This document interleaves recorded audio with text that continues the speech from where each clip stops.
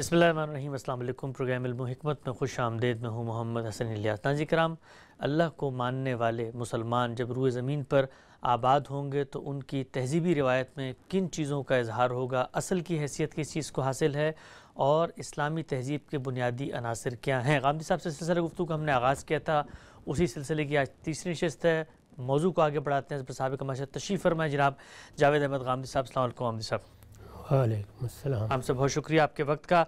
हमने बुनियादी बात आपसे जान ली थी कि तहज़ीब वजूद पजीर कैसे होती है, मुसलमानों की तहज़ीब में असल की हैसियत किस चीज़ को हासिल है, और फिर हमारी तहज़ीबी रिवायत जो 1200 साल कायम रही उसमें तीन चीज़ें हैं जो हम सब बयान करते हैं। हिफ्ज़ फ़ुरूज, दूसरे हिफ्ज़ मरातब, और तीसरे अमर बिल मारूफ़ व नही अनिल मुनकर। हिफ्ज़ फ़ुरूज पर बड़ी तफसील से गुफ्तगू हुई थी, आगे बढ़ाते हैं हम सब सिलसिला गुफ्तगू को।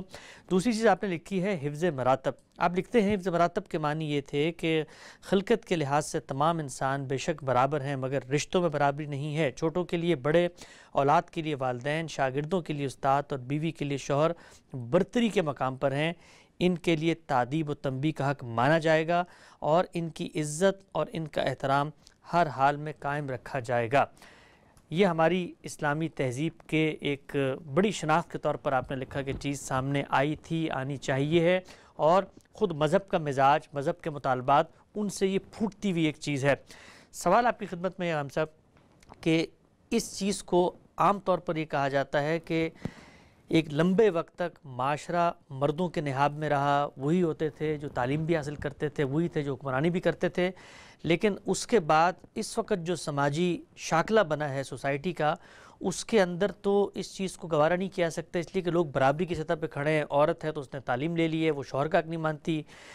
तालिब इल्म है तो वो कहते हैं मेरिट पे उस्ताद की बात मानी जाएगी, वो उसका हक़ नहीं मानते। औलाद है तो वो इस्तदलाल पर बाप से गुफ्तगू करते हैं। तो ये चीज़ तो हमारे यहाँ बिल्कुल ख़त्म हो गई। बताइएगा कि ये तहज़ीबी कदर क्या दीन के मुतालबात के अंदर से उठती है, और अगर ये ख़त्म हो जाती है तो उससे जो मज़हब की एक ताबीर है और मज़हब जो हमसे शख्सियत बनाना चाहता है वो भी मजरूह होती है। इसमें कोई शुबा ही नहीं है। तहज़ीब का मतलब ही होता है कि वो क्या अक़दार हैं जो इंसानी शख्सियत में ज़हूर पज़ीर होंगी। और इंसानी शख्सियत महज फ़र्द का नाम नहीं है, वो उस माशरत का नाम है जिसमें इंसान जीता है। मुझे लोगों से मिलना है, मुझे मामलात करने हैं, मुझे कहीं मेहमान जाना है, किसी मेहमान का इस्तकबाल करना है, शादी ब्याह की तकरीबात होनी है, लोगों ने दुनिया से रुखसत होना है, कहीं गम में शिरकत होनी है, कहीं खुशी में शिरकत होनी है। ये जितनी चीज़ें हैं ये वो औज़ा पैदा करती हैं जिनमें मेरी शख्सियत का ज़हूर होता है।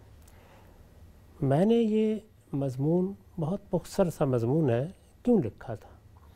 इसलिए लिखा था कि इस वक्त दुनिया में जिसको हम इस्लामी तहज़ीब कहते हैं वो ज़वाल आशना हो चुकी है। ये बातें जो बयान की गई हैं उनसे अब ख़ुद मुसलमानों के माशरे भी बतदरीज अजनबी होते जा रहे हैं।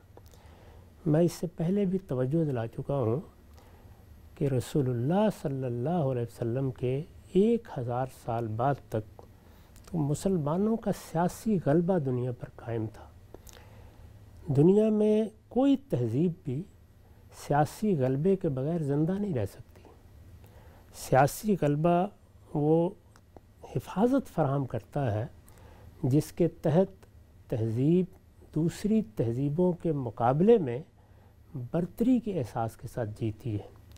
ये बरतरी का एहसास ख़त्म होना शुरू हो जाए तो फिर दूसरी तहज़ीबें आहिस्ता आहिस्ता दरअंदाज़ी शुरू कर देती हैं, और उसका नतीजा ये निकलता है कि वो फ़र्द को भी अपनी गिरफ्त में ले लेती हैं, माशी और माशरती और समाजी तश्कीलात भी अपनी मर्ज़ी से करना शुरू कर देती हैं, और बहसियत मजमूई भी सोसाइटी ऐसी सूरत इख्तियार कर लेती है कि उसके लिए एक ही लफ्ज़ मौजू होता है, और वो ये है कि ये इस वक्त तहज़ीबी बहरान में मुब्तला है। हमारी तहज़ीब या मुसलमानों की तहज़ीब 1000 साल तक सियासी गलबे के ज़ेर साया रही।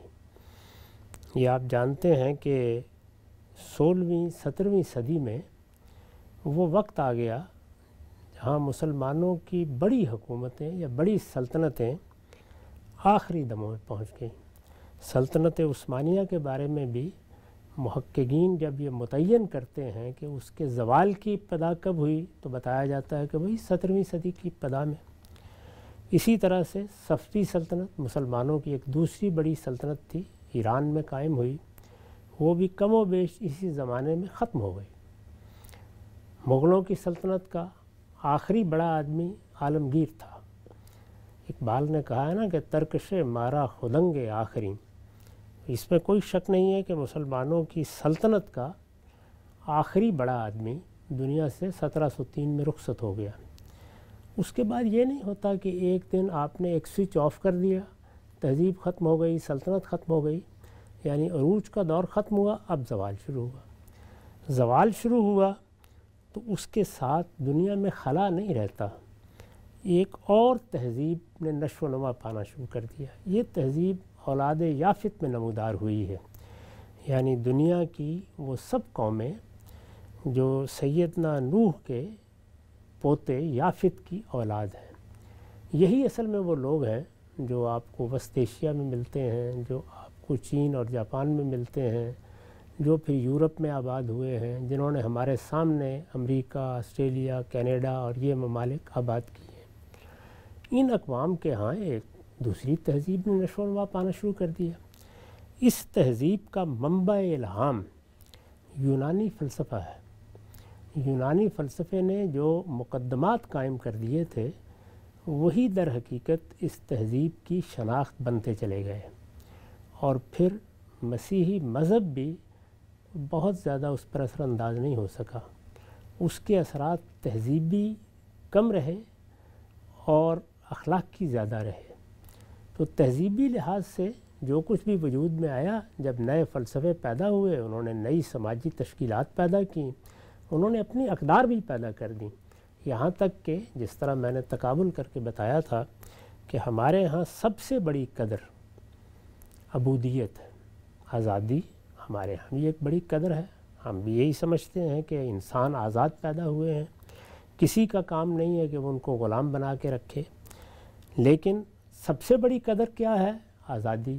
مغربی تہذیب نے اس کو دریافت بھی کیا، اس پر اپنے فکر و فلسفے کی بنیاد بھی رکھی۔ تو اس کے تقابل میں نے آپ کو یہ بتایا کہ جس کو ہم اسلامی تہذیب کہتے ہیں، وہ جب اپنے عروج پر تھی تو اس کی بنیادی قدر عبودیت تھی، اور وہ جب عروج پر پہنچے گی، جب وہ اپنی تہذیبی شناخت کو قائم کرنا چاہے گی، تو اسی قدر کے شعور سے سب کچھ وجود میں آئے گا۔ اب اس کے بعد پھر وہ بنیادی عناصر کیا ہے؟ یعنی ظاہر ہے کہ عبودیت کے نتیجے میں کچھ ایسی چیزیں ہوں گی نا کہ جو ایسے عمارت کو آپ کچھ ستونوں پر کھڑا کرتے ہیں، اوضاع وجود پذیر ہوں گے، تو وہ وجود پذیر ہوں گے۔ تو وہ بنیادی عناصر پھر میں نے تقابل میں رکھ کے بتائے ہیں۔ آپ اس کو بھی اسی طرح سمجھ سکتے ہیں جیسے آپ مغربی تہذیب کو اب تحلیل کر کے جانیں۔ یہ دیکھیے سب سے زیادہ کشمکش کس دائرے میں برپا ہوئی ہے؟ حفظ فروج کے دائرے میں سب سے زیادہ کشمکش وہی ہے۔ جو چیز بنیادی عناصر کی حیثیت رکھتی ہے اس پر لازماً جب بنیادی قدر تبدیل ہوتی ہے تو اثر پڑتا ہے۔ یعنی عبودیت کی بنیادی قدر کیسے اس چیز کی طرف توجہ کرتی تھی؟ میں پروردگار کا بندہ ہوں، میرے پروردگار نے میرے بندہ ہونے کی حیثیت سے میرے اندر جو شعور پیدا کیا ہے کہ میں اپنے جنسی معاملات کو اس کی اسکیم سے ہم آہنگ رکھوں۔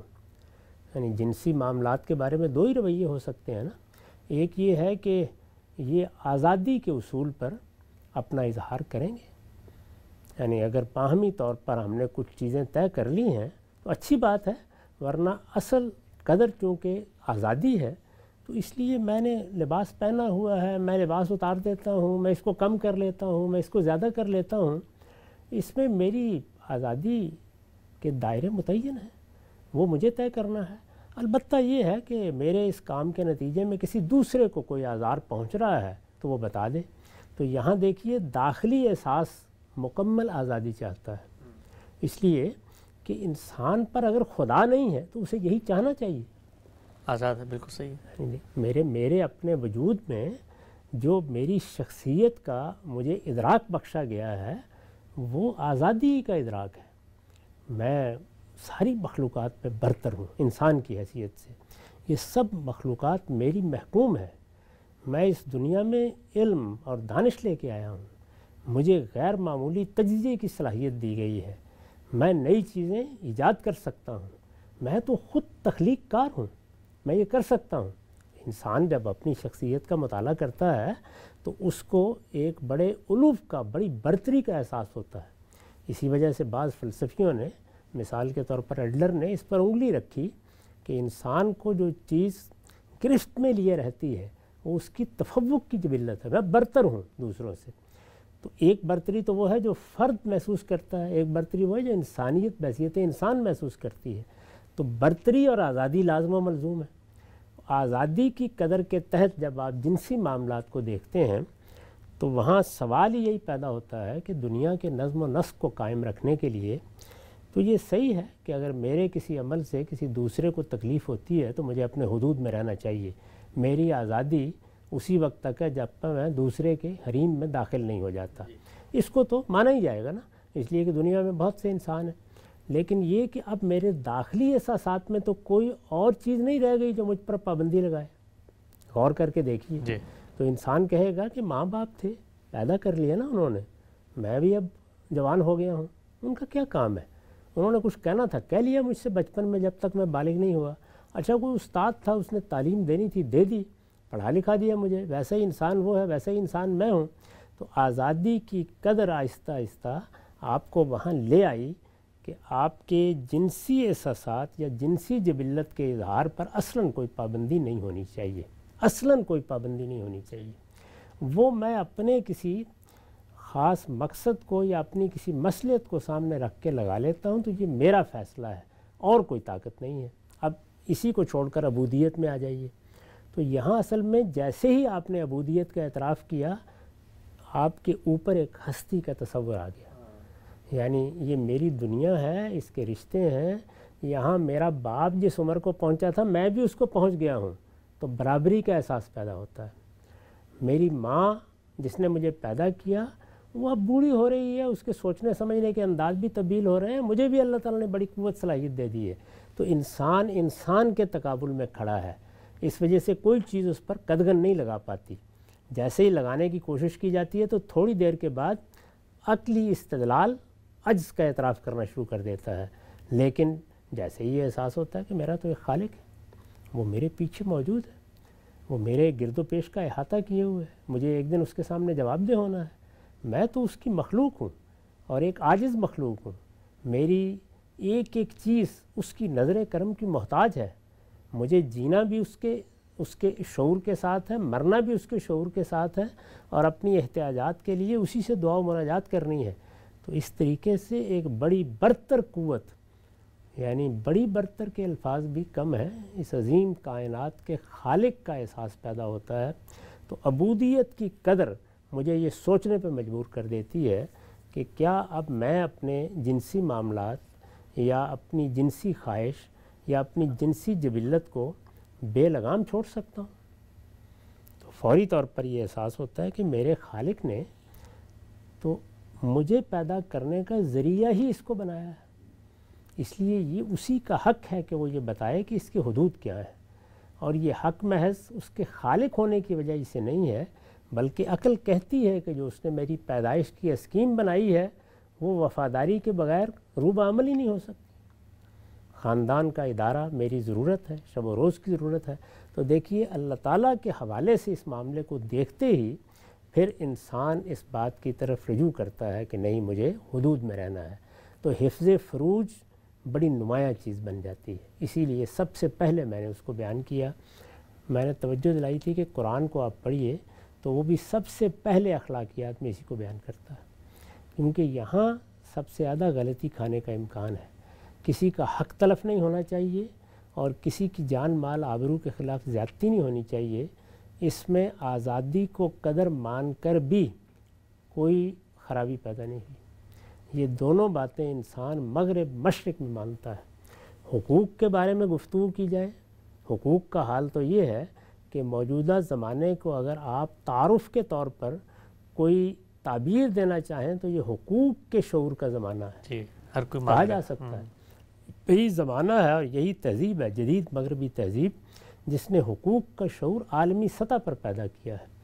یہ مردوں میں پیدا کیا ہے، عورتوں میں پیدا کیا ہے، ضعیفوں میں پیدا کیا ہے، مزدوروں میں پیدا کیا ہے. اس طرح کے فلسفے وجود میں آئے ہیں جو یہی شعور پیدا کرتے ہیں. یہاں تک کہ جو سب سے بڑا عالمی ادارہ وجود پذیر ہوا ہے اور دنیا کی تاریخ میں وجود پذیر ہوا ہے، اقوام متحدہ، اس نے پھر اپنی ابتدا کہاں سے کی ہے؟ انسانی حقوق کے منشور سے کی ہے. تو انسانی حقوق تو یوں سمجھ لیجئے کہ اس تہذیب کی علامت بن گئے. رشتہ ہے. اس لیے حق تلفی کے معاملے میں کوئی زیادہ تردد پیش نہیں آئے گا، اور انسانی حقوق کا لازمی تقاضا یہ ہے کہ دوسروں کی جان، مال، آبرو کی حرمت کو مانا جائے. اس لیے وہاں بھی کوئی مسئلہ نہیں پیدا ہوا. بلکہ اگر آپ غور کر کے دیکھیں تو مغربی تہذیب نے جو معاشرے پیدا کیے ہیں ان میں یہ دونوں باتیں زیادہ بڑے پیمانے پر محفوظ ہو گئیں. یعنی لوگوں کے حقوق اور جان، مال، آبرو کی حرمت، اس کو ان کی تہذیب نے صرف محفوظ نہیں کر رکھا ہوا، بلکہ حکومتوں نے، اقتدار نے کسی تہذیب کے بارے میں عرض کر چکا ہوں کہ سیاسی اقتدار کے بغیر تو اس کے آگے بڑھنے اور زندہ رہنے کا تصور بھی نہیں کیا جا سکتا. تو چونکہ مغربی تہذیب کو وہ سیاسی اقتدار حاصل ہے، اس نے 2 بڑی جنگیں جیتی ہیں اور ان کو عالمی سطح پر جیتنے کے بعد گویا پورے عالم کو مفتوح کر لیا ہے. اتنے بڑے پیمانے پر اقتدار اس کو حاصل ہوا ہے. چنانچہ آپ یہ دیکھ لیجئے کہ اس تہذیب میں یہ چیزیں پوری طرح محفوظ ہو گئی ہیں، بلکہ اس درجے میں محفوظ ہو گئی ہیں کہ لوگ حقوق کے حصول کے لیے اور جان و مال، آبرو کی حفاظت کے لیے اس کی بنائی ہوئی سماجی تشکیلات اور اس کے ترتیب دیے ہوئے اداروں کی طرف رجوع کرتے ہیں. وہ لوگوں کے لیے منبع الہام بن گئے ہیں اس معاملے میں. ان کی بنیاد پر دنیا کے جدید دساتیر بنتے ہیں. حکومتیں اس سے علم حاصل کرتی ہیں. یہ ساری چیزیں ہو گئیں، لیکن فواحش کے معاملے میں اس کی حساسیت ختم ہوتی چلی گئی آہستہ آہستہ. وجہ میں نے آپ کو بتا دی ہے کہ باقی سب چیزیں اس دنیا سے متعلق ہیں، لیکن یہ معاملہ خدا کی اسکیم سے متعلق ہے یہ بھی دنیا سے متعلق، کیونکہ انسان اس کے ذریعے سے پیدا ہوتا ہے. لیکن انسان اگر خدا کو اپنے پیچھے نہ دیکھے تو یہ حقیقت ہے کہ فواحش کے معاملے میں کوئی پابندی قبول کرنا یا لگانا آسان کام نہیں ہے. تو یہ بتانا پڑا کہ مسلمانوں کی تہذیب میں یا اسلامی تہذیب میں یہ ایک بنیادی عنصر ہے حفظ فروج. اب اس دوسری بات کی طرف آئیے. اسی سارے پس منظر کو سامنے رکھتے ہوئے حفظ فروج نے ہمارے ہاں خاندان کے ادارے سے قوت حاصل کی ہے. جی. اسی وجہ سے خاندان کے ادارے ہی کو محفوظ رکھنے کے لیے اللہ تعالیٰ نے بہت سے احکام دیے ہیں. ہم میں سے ہر شخص جانتا ہے کہ ہمارے دین میں جن چیزوں کو خاص طور پر موضوع بنایا گیا ہے وہ انسان کی معاشرتی زندگی ہے. یہ نکاح ہے، یہ طلاق ہے، گھر کیسے آباد ہونا ہے، گھر کا خاتمہ کیسے ہونا ہے، علیحدگی کیسے ہونی ہے، مرد و زن کے اختلاط کے آداب کیا ہیں.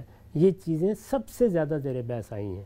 اس کی وجہ کیا ہے؟ اس کی وجہ یہ ہے کہ یہ خدائی اسکیم کا ناگزیر تقاضا ہے. اسی کے ذیل میں اس کو دیکھیے کہ اللہ تعالیٰ نے انسان کو دنیا میں جو وجود بخشا ہے، یہ وجود اگر وجود پذیر ہونے کے لیے ایک ماں اور باپ کا محتاج ہے جی تو اپنے وجود کی تمام تر نفسیاتی تقاضوں کو پورا کرنے کے لیے رشتوں کا محتاج ہے.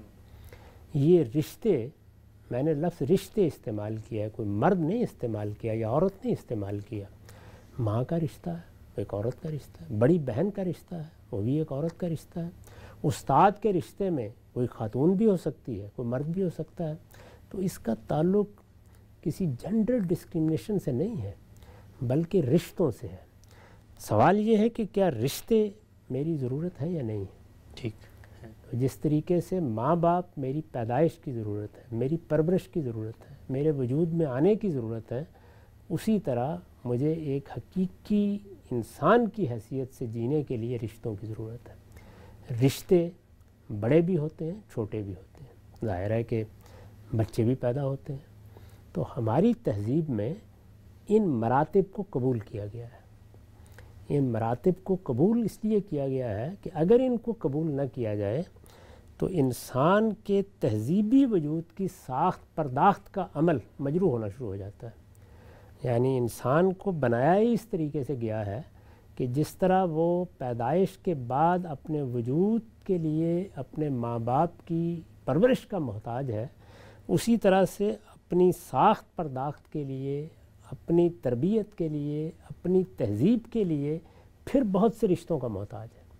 وہ استاد کا رشتہ بھی ہے، وہ اگر بزرگ والدین ہیں تو ان کا رشتہ بھی ہے، وہ بڑے بھائی ہیں تو ان کا رشتہ بھی ہے۔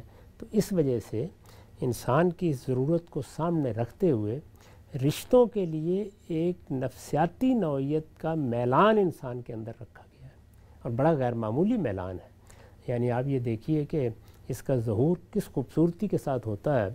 اس دنیا میں روز حادثے ہوتے ہیں، لوگ مرتے رہتے ہیں، جاتے رہتے ہیں، تو ہمیں افسوس ہوتا ہے، خبر سنتے ہیں اس وقت تو ہر طرح کی خبر آ جاتی ہے، لیکن اپنے بھائی کے بارے میں، اپنے بیٹے کے بارے میں، اپنے باپ کے بارے میں ہمارے اندر ایک غیر معمولی احساس پیدا ہوتا ہے۔ بعض اوقات انسان اپنے سارے کام چھوڑ کر نکل کھڑا ہوتا ہے، ہر چیز سے ہاتھ اٹھا لیتا ہے۔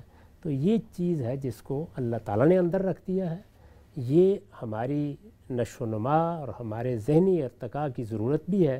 تو اس لیے اسلام نے اس کو بڑی اہمیت دی ہے کہ رشتوں کو ہر حال میں پیش نظر رہنا چاہیے۔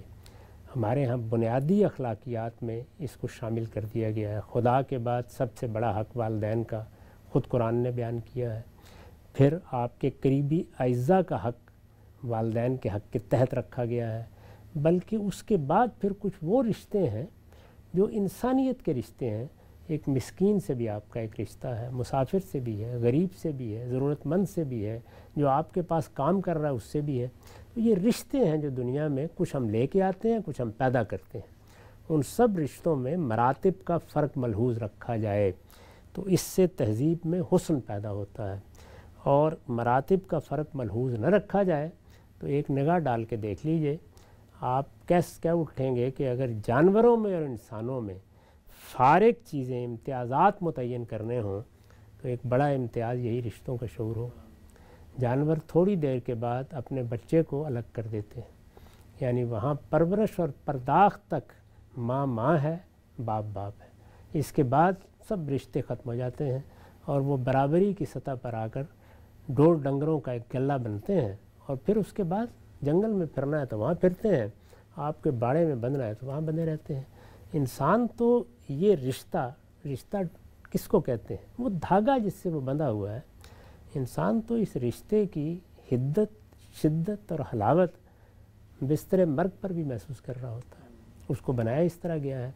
تو جس چیز کو اس طرح اس گہرائی کے ساتھ انسان کے اندر ودیت کر دیا گیا ہے، سوال یہ ہے کہ وہ تہذیبی روایت میں نمودار کیوں نہ ہو؟ تو ہم نے اس کو نمودار کیا ہے، یا کیا تھا کہیے، اب تو آہستہ آہستہ یہ چیزیں مزمحل ہوتی چلی جا رہی ہیں۔ کیا تھا، اور جب کیا تھا تو یہ چیز کبھی ہمارے ہاں گوارا نہیں کی گئی کہ بڑوں کو بڑا نہ سمجھا جائے اور چھوٹوں کو چھوٹا سمجھ کر انہیں اپنی شفقت کا مستحق نہ قرار دیا جائے۔ اسی کو حفظ مراتب کہا جاتا ہے، یعنی جو جس مرتبے میں ہے اس کا لحاظ کرنا۔ جو بات آپ نے کہی ہے وہ بالکل الگ ہے، وہ استدلال کی بنیاد پر کسی چیز کو ماننا نہ ماننا ہے۔ اس میں خود قرآن نے واضح کر دیا ہے کہ استدلال ہی فیصلہ کن ہے۔ حفظ مراتب کا ہرگز یہ مطلب نہیں ہے کہ میرا باپ اگر ایک غلط بات کہے گا تو میں مان لوں گا، میری ماں کوئی ناحق بات مجھ سے کہے گی یا اس کا تقاضا کرے گی تو میں سر تسلیم خم کر دوں گا۔ اس میں تو ہمیں تعلیم دی گئی ہے کہ لا طاعۃ لمخلوق فی معصیۃ الخالق، ہمیں ہر حال میں حق کا سچا طالب بن کے رہنا ہے، حق کو ہر حال میں قبول کرنا ہے، حق کی شہادت دینی ہے۔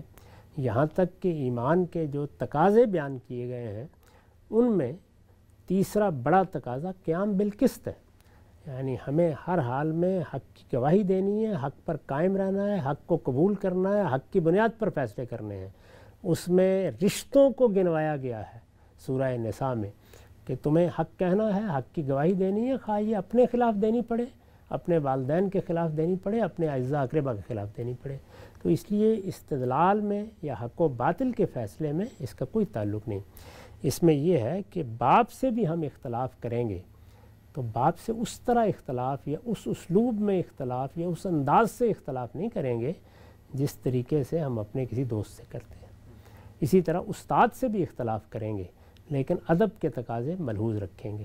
تو یہاں ادب پہلا کرینہ ہے محبت کے کرینوں میں، اور یہ ادب ہر جگہ ملحوظ رکھا جاتا ہے۔ ہم ماں سے، باپ سے، اپنی اولاد سے، اپنے اعزاء سے، اقربا سے، اپنے اساتذہ سے، سب سے ایک محبت کا رشتہ رکھتے ہیں، لیکن یہ دیکھتے ہیں کہ کہاں اس رشتے میں شفقت کو بنیاد بننا چاہیے اور کہاں ادب کو ہر حال میں ملحوظ رہنا چاہیے۔ ٹھیک، ہم سے نقطہ بڑی تفصیل سے آپ نے واضح کیا اور ایک ایک چیز کو کھول کے رکھ دیا کہ کیا وہ سر رشتہ ہے اسلامی تہذیب میں جس سے یہ عناصر پھوٹتے ہیں۔ اچھا غام صاحب، اس میں جو آپ نے تفصیل سے بتایا ہے کہ کیسے مذہب کی تعلیمات ایک روایت کے اندر روبہ عمل ہوتی ہیں، یہ باقی باتیں تو ہم سمجھا بھی سکتے ہیں۔ مثال کے طور پہ ماں باپ کا تعلق ہے، وہ بچپن میں ہم بالکل ناتواں ہوتے ہیں، بات بھی نہیں کر سکتے، ہماری ضروریات کو پورا کرتے ہیں، خاندان کا ادارہ آپس میں ایکسکلوسیوٹی ہوتی ہے ان کی، وہ بھی ہم سمجھا سکتے ہیں۔ استاد کے بارے میں بھی کسی حد تک بات کی جا سکتی ہے کہ بھئی تمہارے پاس علم نہیں ہے، وہ علم دیتا ہے، زیادہ علم رکھتا ہے، تمہیں سمجھا رہا ہوتا ہے، اس کی قدر، سب کچھ افادیت کی بنیاد پہ بھی سمجھا سکتے ہیں۔ لیکن جو ایک چیز آج کے زمانے میں اسلامی تہذیب میں بالکل مفقود ہو گئی ہے اور مغربی تہذیب میں ظاہری بات ہے اس کا ڈھانچہ بہت مخدوش ہے، وہ ہے شوہروں اور بیویوں کا تعلق۔ وہاں پر چونکہ دو انفرادی سطح پر لوگ آ رہے ہوتے ہیں ایک رشتے کے اندر، تو وہاں پر تو کسی طور آج کے دور میں گوارا نہیں کیا جاتا کہ جی یہ مجھ سے برتر ہے اور میں جو ہوں اس کے تحت ہوں۔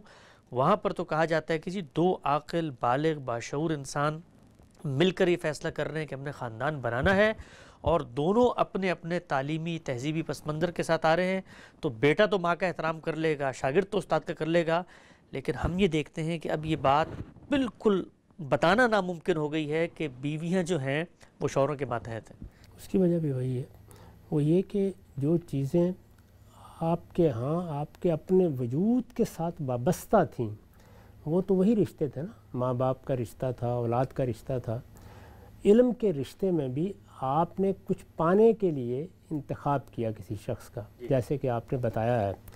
شوہر اور بیوی کے رشتے میں بدقسمتی سے ہمیں یہ بتایا ہی نہیں گیا کہ ہم کرنے کیا جا رہے ہیں، یعنی عام طور پر یہ تصور بن گیا کیونکہ یہ بڑا پرانا رشتہ ہے، یعنی آدم و حوا سے یہ رشتہ پیدا ہو گیا، اور اس کے بعد عہد بہد یہ رشتہ اپنی شناخت قائم رکھے ہوئے ہے۔ اس وقت بھی جبکہ مغربی تہذیب میں آزادی کی قدر نے بڑی حد تک اس کو ایک پارٹنرشپ تک لا کے رکھ دیا ہے، بہرحال یہ کسی نہ کسی طریقے سے موجود ہے، یعنی ایسا تو نہیں ہوا کہ سب لوگوں نے یہ فیصلہ کر لیا ہے کہ وہ اب بوائے فرینڈ گرل فرینڈ کے تعلق میں رہیں گے۔ ابھی بھی اگرچہ بہت شیوع ہوا ہے دوسرے رشتوں کا بھی، لیکن ابھی بھی شادی کے رشتے کی ایک پوری تاریخ موجود ہے۔ ہمارے ہاں ظاہر بات ہے کہ یہ زیادہ قوی ہے، لیکن یہ ہے کیا؟ یہ رشتہ کیوں قائم کیا گیا ہے؟ اس کو قائم کرتے ہوئے کن چیزوں کو ملحوظ رکھا گیا ہے؟ یہ کیوں ضروری ہے کہ ہم ایک عقلی فیصلہ کریں اس موقع کے اوپر کہ نہیں، یہ رشتہ بھی مراتب کے ساتھ ہی قائم رہتا ہے؟ تو اس میں در حقیقت بڑی تربیت اور بڑے گہرے تجزیے کی ضرورت ہے۔ میں یہ عرض کر چکا ہوں کہ اگر اللہ تعالیٰ نے انسان کی پیدائش کا یہ طریقہ نہ اختیار کیا ہوتا، یہ جو اس وقت اختیار کیا گیا ہے، ناتواں بچہ، یعنی وہ بچہ ہے کہ جو اصل میں پانی کا ایک گھونٹ بھی خود نہیں پی سکتا، جی وہ محتاج ہے، اس بچے کو پیدا کر کے کئی برس تک تو اس کی بنیادی ضرورتیں بلکہ جینے کی ضرورتیں وہ بھی کسی دوسرے کو پوری کرنی ہیں، پھر اس کی تربیت، اس کی پرداخت، اس کی نشو و نما، یہ سب چیزیں ہیں۔ اس میں وقت بھی دینا ہے، جذبات بھی اس سے وابستہ رکھنے ہیں، وہ سب چیزیں جو اس کی طرف سے پیش آئیں گی انہیں برداشت بھی کرنا ہے۔ وہ چونکہ نشو و نما کے مراحل سے گزر رہا ہے، اس وجہ سے رد عمل کی نفسیات سے بھی بچ کر رہنا ہے۔ یہ تو نہیں ہے کہ برابر کی کوئی شخصیت ہے جس کے ساتھ آپ لڑ پڑیں گے، جھگڑ بھی جائیں گے۔ بہرحال اپنے جذبات کنٹرول کرنے ہیں، غصہ کنٹرول کرنا ہے، رد عمل کنٹرول کرنا ہے، اور پوری محبت کے ساتھ اس کی پرورش، نگہداشت، پرداخت کرنی ہے۔ تو مادی لحاظ سے یہ سارا عمل انجام دینا ہے، اس کے ساتھ ایک بڑی دوسری چیز اخراجات پورے کرنے ہیں، یعنی یہ بات کہ اب گھر بن گیا ہے، خاندان کو ہم وجود پذیر کر رہے ہیں، تو دنیا کے اندر تو خدا کا بنایا ہوا قانون یہی ہے کہ معاشی جدوجہد کرنی ہے۔ معاشی جدوجہد کرنی ہے تو یہاں پھر کیا تقسیم کار ناگزیر ہے؟ کیا یہ ممکن ہے؟ یعنی اس رشتے کو یا اس ادارے کو اس طرح قائم رکھا جا سکتا ہے کہ دونوں پر اپنی اپنی ذمہ داری ڈال دی جائے، مرد اور عورت پر۔ تو ہمارے ہاں یہ تصور بن گیا ہے کہ یہ در حقیقت اس کے سوا کچھ نہیں ہے کہ ایک عورت ہے ایک مرد ہے، دونوں آزادانہ طریقے سے اپنے اپنے طور پر کما رہے ہیں، کھا رہے ہیں۔ انہوں نے فیصلہ کر لیا کہ ہمیں اپنے جنسی تعلقات کو بھی ایک قاعدے میں لانا ہے۔ تو جنسی تعلقات کو قاعدے میں رکھنا، یہ غور کیے بغیر کہ کیوں قاعدے میں رکھنا ہے۔ میں نے کئی مرتبہ یہ عرض کیا کہ اگر اولاد کی پیدائش کے لیے اللہ تعالیٰ نے یہ سارا نظم نہ بنایا ہوتا تو آزادانہ جنسی تعلقات میں معنی کیا تھا؟ علم و عقل کی روح سے اس میں خرابی کیا تھی؟ یعنی یہ جو رشتوں کا بھی اللہ تعالیٰ نے احترام پیدا کیا اور وہاں جنسی تعلق کو ممنوع قرار دے دیا جی، اور انسان بھی کہتا ہے کہ بھئی ماں کے ساتھ، بیٹی کے ساتھ، بہن کے ساتھ، یہ کیسے ہو سکتا ہے؟ تو یہ کیسے ہو سکتا ہے، کہاں سے پیدا ہو رہا ہے؟ یہ وہی رشتوں کے نفسیاتی احساس سے پیدا ہوتا ہے نا، ورنہ اور کوئی یعنی خاص طرح کا ٹیگ تو نہیں لگا ہوا ماں کے اوپر۔ وہ بھی اسی طرح کی عورت ہے، اسی طرح بہن بھی اسی طرح کی عورت ہے، وہ بھی کسی کی بیوی بن چکی ہوئی ہے، وہاں وہی تعلقات موجود ہیں۔ تو اس لیے یہ جو رشتے کا احساس ہے وہ پیدا ہی حقیقت میں بچے کی پیدائش کی اسکیم سے ہو رہا ہے، سب کا اس اسکیم کو ایک طرف رکھ دیجئے۔ تو پھر آزادی ہے، آزادی ہے تو سوال یہ ہے کہ جو مغربی تہذیب ہے ہماری، اس تہذیبی قدر میں اگر یہ مان لیا گیا ہے کہ بچے کا کوئی مسئلہ نہیں ہے، پیدا کر لیا آپ نے، کسی کو دے دیا، ریاست آ کے اس کا کوئی بندوبست کر لے گی۔ اگر فرض کر لیجئے کہ یہی صورتحال ہے، یا پیدا ہی کر کے کیا کرنا ہے، یہ کون سی کوئی ذمہ داری ہے؟ مثال کے طور پر یہ سب چیزیں آپ مان لیں تو پھر آزادی کی قدر ہی ٹھیک قدر ہے۔ پھر اس کے بعد اصل میں جنسی تعلقات، معاملات، جنسی جبلت کے اظہار پر کوئی پابندی ہونی نہیں چاہیے۔ تو یہ سب کچھ جو کچھ ہے جو ہم نے حفظ فروج میں بھی موضوع بنایا وہ ہے ہی اس لیے۔ جب اسی لیے یہ سب کچھ ہے تو پھر اس کو اس طرح نہیں دیکھا جا سکتا کہ راہ چلتے دو لوگ ہیں جن کے درمیان ایک محبت کا تعلق پیدا ہو گیا ہے، یا انہوں نے فیصلہ کیا ہے کہ چلیں کچھ کر ہی لیتے ہیں، یا یہ خیال کیا ہے کہ اکٹھے رہ لیتے ہیں۔ یہ معاملہ اتنا سادہ نہیں ہے، پھر یہ ایک بہت بڑا فیصلہ ہے۔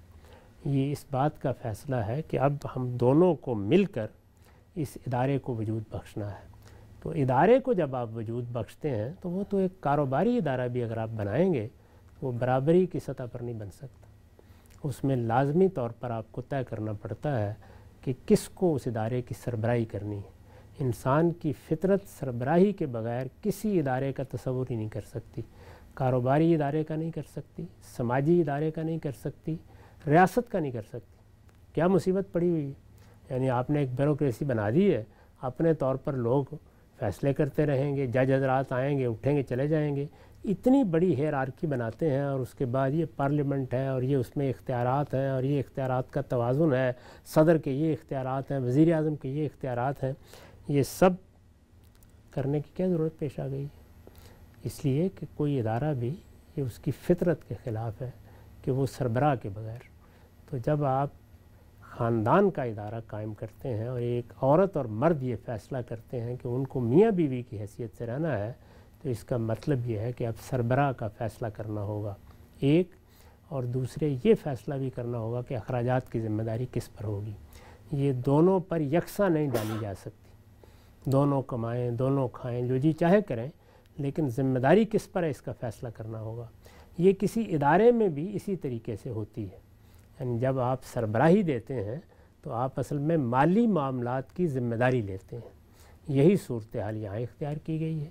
تو ہمارے نظم میں، یعنی جو اللہ تعالیٰ نے یہ اسکیم بنائی ہے، اس نظم میں اسی وجہ سے یہ ذمہ داری مرد اٹھاتا ہے۔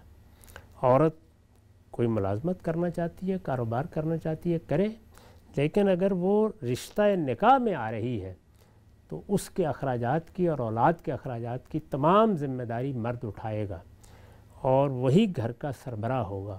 سربراہی کا مطلب یہ ہے کہ خاندان کے اس ادارے نے اب خاندان کے ادارے کے طور پر چلنا ہے۔ یہ ریاست میں پارلیمنٹ، یہ اسپیکر، یہ سینٹ کا چیئرمین، یہ وزیر اعظم، صدر کیا کرتے ہیں؟ فصل نزاع کرتے ہیں۔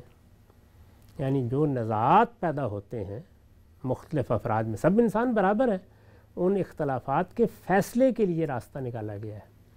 کچھ چیزیں ہیں جن کے فیصلے پارلیمنٹ میں اکثریت سے ہو جاتے ہیں، کچھ چیزیں جن کے فیصلوں کو پھر اوپر فرد تک لے جانا پڑتا ہے، تو خاندان کے ادارے میں آخری فیصلہ کس کا ہوگا، یعنی دو ہی چیزیں ہیں، کون ذمہ داری اٹھائے گا، کون اخراجات کا ذمہ دار ہوگا، اس کے لیے مسئول ٹھہرایا جائے گا، جواب دہ ٹھہرایا جائے گا، کون آخری فیصلہ کرے گا۔ ملنا ہے، بات کرنی ہے، ایک دوسرے سے مشورہ بھی ہونا ہے، کوئی انسان بھی اس سے انکار نہیں کر سکتا کہ سب فیصلے مل کے کرنے چاہیے، لیکن اگر کسی جگہ اختلاف رفع ہی نہ ہو سکے تو آخری فیصلہ کس کا ہے؟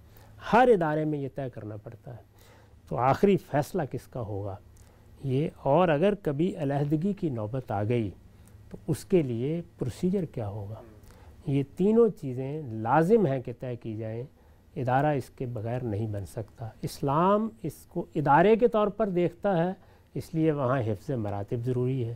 اگر اس کو ادارے کے طور پر آپ نہ دیکھیں، راہ چلتے کا تعلق ہے، 2 دن قائم ہوا، تیسرے دن ختم ہو گیا، بچہ ہے تو ایک کو دے کے آپ فارغ ہو گئے، آپ کی کیا ذمہ داری ہے؟ عورت پالنا چاہتی ہے وہ پال لے، مرد پالنا چاہتا ہے وہ پال لے، کسی اسٹیٹ نے لینا ہے وہ لے لے، آپ اس کو اختیار کر لیں، تو یہ ساری باتیں ہی بے معنی ہیں۔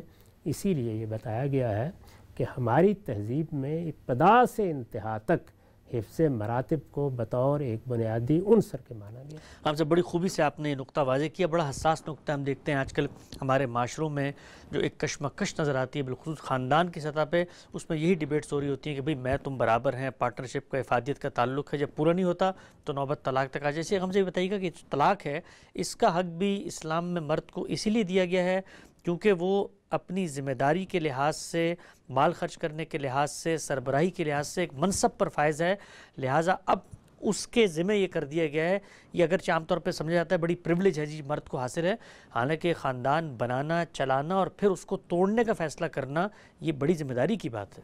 ہر ادارے میں ایسے ہی ہوتا ہے، ہر ادارے میں جو سربراہ ہے اسی کو آپ حق دیتے ہیں کہ وہ اگر کوئی دوسرا ساتھ کام کر رہا ہے تو اس کی خدمات کو ختم کر سکتا ہے۔ آپ کہتے ہیں نا کہ فلاں شخص کی سروسز ختم کر دی گئیں، اس کی خدمات ختم کر دی گئیں، ملازمت ختم کر دی گئی۔ ادارے کو ادارے کے طور پر دیکھیں نا، میں مثال کے طور پر یہ بات عرض کر رہا ہوں، لیکن اگر وہاں سے کسی کو علیحدگی اختیار کرنی ہے تو وہ استعفیٰ دیتا ہے۔ جی بالکل وہی اصول یہاں اختیار کیا گیا ہے، یعنی دونوں کو علیحدگی کا حق ہے، مرد کو بھی علیحدگی کا حق ہے، اس لیے کہ یہ معاہدہ ہوا تھا، اگر کسی وجہ سے یہ معاہدہ نہیں چل سکتا، اس کے مراتب کا لحاظ نہیں رکھا جا سکتا، باہمی موافقت نہیں ہو سکی تو علیحدگی ہو سکتی ہے۔ ایک زمانے میں تو مذہبی احساس یہ تھا ہندوؤں میں بھی اور مسیحیوں میں بھی کہ علیحدگی ہو ہی نہیں سکتی، اللہ کے دین میں علیحدگی کی گنجائش رکھی گئی ہے، لیکن اس علیحدگی کے کرنے کا طریقہ کیا ہے؟ وہی جو دنیا کے تمام اداروں میں ہوتا ہے، یعنی شوہر طلاق دے گا اور بیوی طلاق کا مطالبہ کرے گی، جب وہ مطالبہ کرے گی تو جس طرح استعفیٰ قبول کیا جاتا ہے اسی طرح بعض مراحل سے گزر کر اگر کوئی مالی معاملات ہیں تو ان کو سیٹل کر کے استعفیٰ منظور کر لیا جائے گا۔ تو بالکل ایک ادارے کی نفسیات کو سامنے رکھ کر اور اس کے اندر جو میکنزم وجود میں آتا ہے وہی ملحوظ رکھتے ہوئے یہاں بھی تمام احکام دیے گئے۔ ٹھیک، اچھا غم صاحب، ایک چیز جو موجودہ دور میں سامنے آتی ہے جس نے پوری کی پوری ایک تہذیبی شفٹ کا ہمیں ایک ظاہرہ دیا ہے، وہ یہ ہے کہ خواتین نے تعلیم جس سطح پر اس دور میں حاصل کی ہے، ظاہری بات ہے جمہوری اقدار پروان چڑھی، ملکوں کے اندر برابری کی سطح پہ حقوق کی تقسیم کی بات ہوئی، وسائل کی تقسیم کی بات ہوئی، وومن امپاورمنٹ کی بات ہوئی، تعلیم کی بات ہوئی، تو بڑے پیمانے پر خواتین نے اس گزشتہ 2 صدیوں میں تعلیم حاصل کی ہے اسی سطح پر جس طرح مرد حاصل کرتے ہیں، بالخصوص پچھلے 30-40 سال میں۔ اور دوسرا، معاشی جدوجہد کے اندر اب باقاعدہ وہ آ گئی ہیں، پروفیشنل خواتین ہیں، لائرز ہیں، ڈاکٹرز ہیں، پائلٹس ہیں، دنیا بھر میں انجینئر کام کر رہی ہیں، پیسہ کما رہی ہیں۔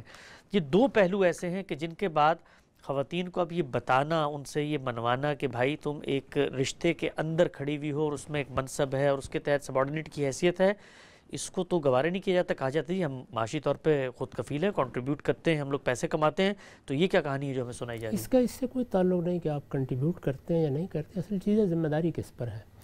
تو اس کو اسی لیے معاہدے کی صورت دی گئی ہے، چنانچہ لوگ معاہدہ کرتے وقت جو شرائط طے کرنا چاہتے ہیں کر لیں، لیکن شعور کے ساتھ طے کریں۔ پچھلے دنوں ایک خاتون نے مجھ سے اس موضوع پر بات کی تو میں نے ان سے کہا کہ اچھی بات ہے، آپ یہ چاہتی ہیں کہ آپ اپنے تصورات کے مطابق نکاح کا رشتہ قائم کریں، تو 3 چیزوں کا جواب دیں اور تینوں چیزوں کا جو آپ کا جواب ہے وہ جس شخص کو آپ منتخب کر رہی ہیں اس کے سامنے بھی رکھ دیں اور پھر ذرا بیٹھ کے طے کریں یہ کیسے ہوگا. تو ان میں سے یہ تینوں چیزیں میں نے ان کے سامنے رکھ دیں. یعنی یہ بات کہ اخراجات کی ذمہ داری کس پہ؟ ذمہ داری یعنی یہ کوئی چیز نہیں ہے. یہ تو دیکھیے اولاد ہے، بعض اوقات وہ بھی کمانے لگ جاتی ہے، باپ کو بھی دیتی ہے، ماں کو بھی دیتی ہے، وہ خاندان کی خوشحالی میں بھی اپنا کردار ادا کرتی. ذمہ داری کس پر ہے؟ یعنی کون ہے جو مسئول ہے، کون ہے جو خدا کے سامنے جواب دہ ہے، تو یہ طے کر لیں. اب آپ نے طے کیا ہے کہ برابر برابر طے کریں. جب آپ طے کرنے کے لیے بیٹھیں گے تو دانتوں پسینہ آ جائے گا. طے کریں، لیکن یہ طے کرنا ہے آپ کو. خدا کو اعتراض نہیں ہے، کر لیتا ہے. اور پھر اگلا سوال بھی ہے، وہ یہ ہے کہ اگر کسی موقع پر نزاع واقع ہو گیا تو آخری فیصلہ کس کا ہوگا؟ دونوں تو برابر ہیں تو کسی تیسرے سے کروانا پڑے گا. اگر تین کے درمیان ہوتا چلے کہتے اکثریت کا فیصلہ ہو جائے گا. دنیا میں جمہوریت کو آپ نے قبول کیا، حق و باطل کی بنیاد پہ قبول کیا ہے، فصل نزاعت کے لیے کیا ہے. فیصلہ کیسے ہوگا؟ تو گھر کے اندر بھی یہی صورت ہے. یعنی یہ بات بالکل الگ ہے کہ عام حالات میں کوئی شخص بھی نہیں چاہے گا کہ وہ ویٹو کر دے کسی چیز کو. بات ہوگی بھائی، منوایا جائے گا، محبت سے منایا جاتا ہے. سب میاں بھی یہی کرتا ہے، بیوی بھی یہی کرتی ہے. اگر کسی موقع پر ایک نازک مرحلہ آ گیا فیصلہ کرنا، کون آخری فیصلہ کرے گا؟ یعنی یہ سوال ہوگا. اور تیسری بھائی کہ علیحدگی کا پروسیجر کیا ہوگا، طے کر لیں بیٹھ کے.